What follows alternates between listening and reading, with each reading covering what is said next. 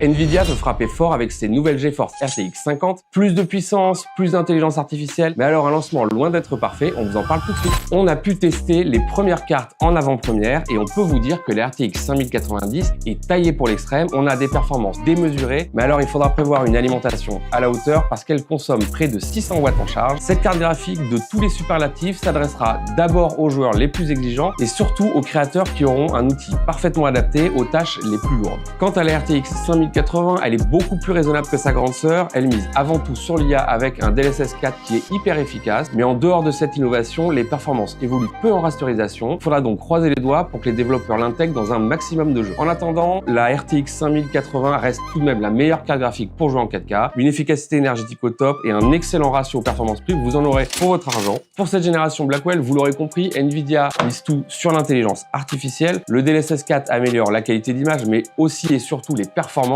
avec l'introduction de la multiframe génération qui reste exclusive au RTX 50. Cette technologie va permettre de générer 3 images avec l'IA pour une seule image rendue réellement par le GPU. On a testé et on peut dire que c'est véritablement bluffant. Mais il y a quand même tout de même un problème, l'application Nvidia nécessaire pour activer le DLSS 4 ne fonctionne pas comme prévu chez de nombreux utilisateurs, rendant donc impossible l'activation de cette technologie. Cela dit, pas de panique, Nvidia devrait réagir rapidement avec un correctif dans les prochains jours. Enfin, abordons le point qui fâche vraiment. Comme à chaque lancement d'une nouvelle génération de GeForce RTX, les 5090 et les 5080 sont déjà en rupture de stock absolument partout. Les scalpers sont à l'affût et revendent les cartes à des prix absolument exorbitants. Si vous voulez une RTX 50, il va falloir vraiment s'armer de patience. En attendant, on vous invite à lire nos tests complets sur Clubic et n'hésitez pas à nous dire si ces RTX 50 vous intéressent dans les commentaires. Ciao!